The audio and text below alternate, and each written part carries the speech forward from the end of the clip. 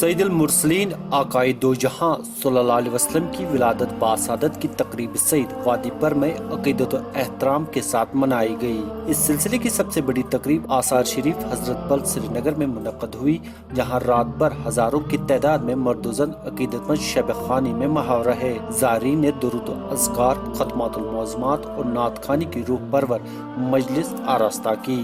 شدید سردی کے باوجود آثار شریف حضرت بل سری نگر میں رات بھر شب خوانی میں محو رہنے کے بعد نماز فجر کے بعد ہزاروں عاشقان رسول صلی اللہ علیہ وسلم موئے مقدس صلی اللہ علیہ وسلم کے دیدار سے فیض یاب ہوئے۔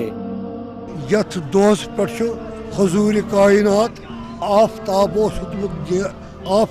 نیران تو رسول خدا آئی ظاہری پہ یت پہ نت تم رسول خدا اول تہ آئی تمے آخر تمے ظاہر تمے باطن تمے قصہ مختصر یا رسول اللہ صلی اللہ علیہ وسلم یور تمام ملکن ہند ہندوستان پاکستان باقی ملکن ہند یت گژھان فوج یاب یت رسول خدا سن موئے مقدس صلی اللہ علیہ وسلم۔ جشن عید میلاد النبی صلی اللہ علیہ وسلم کے سلسلے میں آثار شریف حضرت بل میں لوگوں کی ایک خاصی تعداد نے نماز جمعہ بھی ادا کی اور بعد میں موئے مقدس کے دیدار سے فیض یاب ہوئے۔ یہ سلسلہ دیگر نمازوں پر بھی جاری رہا۔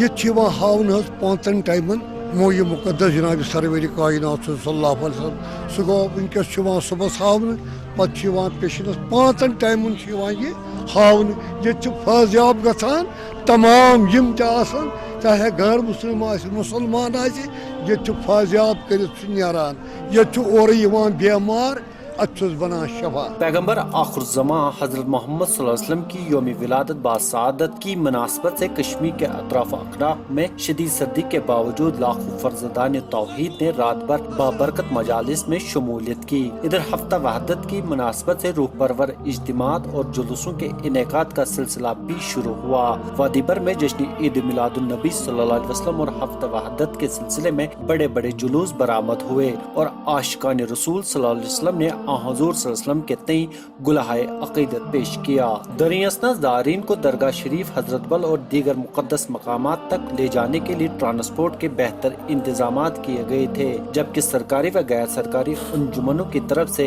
جگہ جگہ زائرین کے لیے خصوصی کیمپ بھی لگائے گئے تھے۔